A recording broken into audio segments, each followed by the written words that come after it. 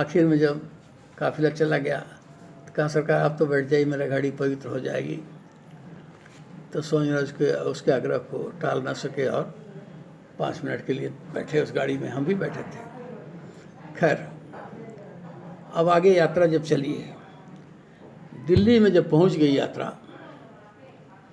तो गुप्ता जी वहाँ के मेयर थे, उनको बुलाया लोगों ने और स्वामी जी महाराज ने जो परिचय कराया, देखिए इन साइकिल यात्रियों को साहस, 91 मील साइकिल एक लगातार चलाए हैं, इनके चेहरे पर सिकन नहीं है। लोग कहते थे कि रास्ते में सब मर जाएंगे, सबको टीबी हो जाएगा, किसी को कुछ हुआ। वहाँ मंच पर से स्वामी महाराज ने कहा अब आगे से जब प्रोग्राम बनेगा तो दूरी का ख्याल रखा जाएगा, लेकिन ये तो अचानक में प्रोग्राम बन गया था तो इसमें दूरी का ख्याल नहीं रखा गया, लेकिन लोगों को रास्ते में ताकत मिलती गई और साइकिल चलाते गए। स्वामी महाराज ने दिल्ली में जो संदेश दिया वो अभूतपूर्व था 1970 में। और रास्ते में करवल या कोई और जगह थी, वहाँ एक पड़ाव था, उसके बाद मथुरा। वहाँ पर स्वामी महाराज रुके नहीं और लगातार वहाँ से मथुरा चले आए। तो साइकिल वाले क्यों रुकने वाले थे? अब ये यात्रा करीब 100 मील से ज़्यादा, 125-150 मील थी। साइकिल यात्री बीच बीच में रुक रुक करके बेचारे सांस ले करके दूसरे दिन पहुँचे। खैर, मथुरा में जाकर के स्वामी महाराज ने सांस ली। दिल्ली से यात्रा ख़त्म हो गई थी। अब हम लोग मथुरा पहुँच गए, कुछ लोग, थोड़े लोग स्वामी जी महाराज के साथ। तो मेरी इच्छा हुई कि इसके बाद और यात्रा निकालेंगे स्वामी जी, ये तो पहली यात्रा है। तो इस ऐतिहासिक यात्रा का जो प्रयोग किया गया श्री चरणों में, उसको प्रसाद स्वरूप प्राप्त किया जाए। तो बाबा जी थोड़ा मुझसे परिचित थे, बाबा प्यारेलाल पाठक जी जो स्वामी महाराज के गुरु भाई थे।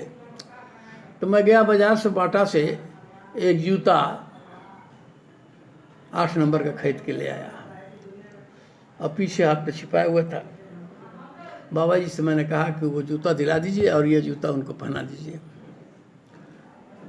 तो बाबा जी ने कहा देखो जी मास्टर जी क्या कर रहे हैं भाई साहब। कहना क्या कर रहे हैं तुम बता दो। कहना ये आपके लिए वो जूता ले आया है और वो जूता चाहता है जो पहन के आप यात्रा किए हैं। ये क्या करेगा? कह रहे हैं कि पहली यात्रा है, इसके बाद और यात्रा निकलेगी तो पहली यात्रा की यादगार रहेगी मेरे पास। समझ में ने कहा जो ले आया है नंबर वो हमको हटेगा? अरे छोड़ो, नहीं हटेगा। अरे हमने कहा आप नंबर बता दीजिए, हम दूसरा नंबर ले आएंगे। बोले नहीं, कोई ज़रूरत नहीं है, वो जाओ अलमारी पर जूता लाल वाला रखा है उठा ले आओ। हमने कहा नहीं सरकार वो नहीं चाहिए मुझको तो वही चाहिए जो आप पहने हैं। और ये जूता बोले कि तुमको नहीं हटेगा। अब क्या करें? हमने कहा ठीक है हम दूसरा बदल के ले आते हैं, आप नंबर बता दिए कौन सा नंबर पहनते हैं। बोले नहीं बताने की जरूरत नहीं है। हमने कहा तो वो जूता हम नहीं लेंगे ना, हम तो यही जूता लेंगे जिससे आपने ये यात्रा पूरी की है। बोले अच्छा भाई यही देंगे, घबराओ नहीं। तो स्वामी जी महाराज ने जूता अंदर से मंगाया लाल रंग का, उसको पहने और ये जूता उतार करके सहर्ष कहे कि ले जाओ तुम्हारी इच्छा हो जाएगी। अरे हमने कहा हमारा तो आपने लिया नहीं। बोले ले तो लिया, अब क्या चाहिए? हमने कहा ठीक है प्रसाद ये हम हमारे लिए रहेगी। तो गए अंदर से एक झोली सिक्का ले आए 1 रुपये का, हमको भट्ट जी को दे दिए। बोले ले लो रास्ते में काम आएगी। हमने कहा सरकार कोई ज़रूरत नहीं है, मेरे गाड़ी में 14 लीटर तेल आता था, 14 लीटर में वहाँ से गाड़ी पहुँच जाती थी गोरखपुर। जावा मोटरसाइकिल थी मेरे पास। बोले अरे नहीं रख लो रास्ते में काम आएगा। तो भट्ट जी ने कहा रख लीजिए, अरे प्रसाद है स्वामी महाराज दे रहे हैं, जो स्वामी महाराज को लोग भेंट देते थे तो उसमें 1 रुपया मिला के देते थे। वो सब इकट्ठा कर लेते थे 1 रुपया, वही 1 रुपया इकट्ठा किए हुए थे। वो ज़्यादा नहीं था, हमारे ख्याल से 100-150 रुपया था। खैर थैली तो हमने ले लिया। भट्ट जी ने कहा कि आधा हम ले लेते हैं, आधा आप ले लीजिए। हमने कहा ठीक है। भट्ट जी के पास एक मैचलेस गाड़ी थी, बहुत पुरानी, लिया था उन्होंने। स्वामी महाराज ने कहा रंग रोगन करा के 4 स्ट्रोक की गाड़ी है, चला लो। अब हम लोग प्रसाद उनको मत्था टेक करके चले गोरखपुर के लिए।